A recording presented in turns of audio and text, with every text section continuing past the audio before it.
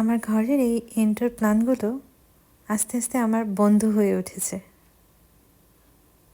হ্যাঁ, প্রথম গাছ কেনার শখ হচ্ছিল, গাছ কিনছিলাম, রাখছিলাম ঘরে বাইরে। কিন্তু কেন জানি এখন মনে হয় কোনো একটা গাছ যদি নষ্ট হয়ে যায়, সেই জায়গাটা পূরণ করার জন্য আমার মাথায় কাজ করে আমাকে আরও একটি গাছ কিনতে হবে ওই জায়গাটা পূরণ করার জন্য।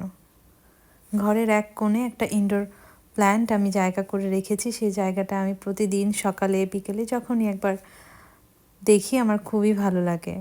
স্পেশালি যখন আমি পড়তে বসি, আমার সেই সোফার এই কর্নারের এই ইনডোর প্ল্যান্টের জায়গাটাতে আমি পড়তে বসি সবসময়।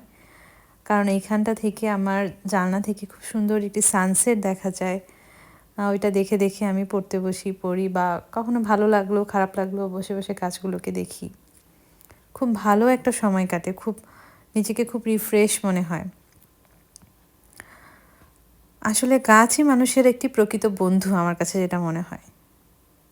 কারণ মানুষ তো সোশ্যাল মিডিয়া, এছাড়াও চাকরি ক্ষেত্রে, এছাড়াও স্কুল কলেজ বিভিন্ন জায়গাতে বিভিন্ন রকম বন্ধু বান্ধব তৈরি করছে, এবং সেই বন্ধু বান্ধবগুলোর সাথে সম্পর্কগুলো আস্তে আস্তে ফ্যাকাশে হয়ে যাচ্ছে, বা ওরকম সম্পর্কই থাকছে না। ওই সোশ্যাল মিডিয়াতে খুব একটা হাই হ্যালো মেসেজ দেওয়া, চ্যাটিং করা, দ্যাটস ইট। ওই হাতে গোনা কয়েকজনের সাথে খুব একটা কথা হয়, আর বাকিগুলো তো বলাই যায় না তারা কোথায় আছে, কেমন আছে, কোনো খোঁজ খবরই অনেকের সাথে অনেকের নেই। তো এই গাছগুলো আমার কাছে মনে হয় খুব নীরবভাবে দাঁড়িয়ে থাকে, আমাদেরকে একটা সৌন্দর্যতা দেয়, আমরা সেই সৌন্দর্যতাটা উপভোগ করি।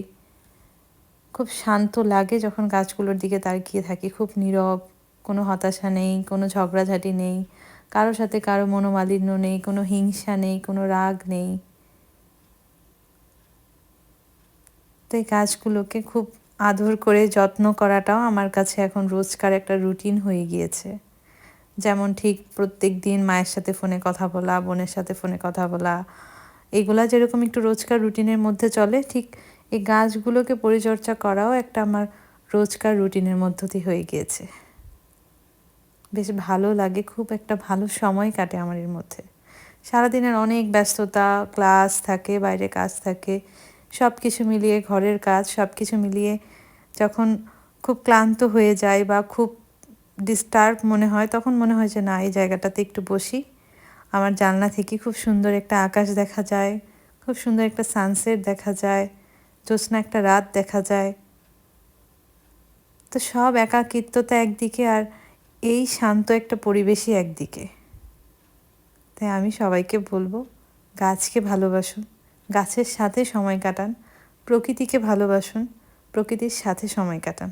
সেই প্রকৃতি, সেই গাছ কখনোই আপনার সাথে বিশ্বাসঘাতকতা করবে না।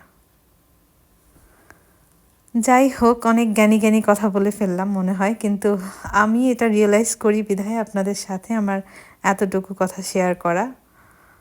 যাই হোক, আমার ভিডিওগুলো যদি আপনাদের ভালো লেগে থাকে, কখনো কোনো ভিডিও যদি ভালো লেগে থাকে, অবশ্যই একটি লাইক, কমেন্ট এবং শেয়ার করবেন। আমার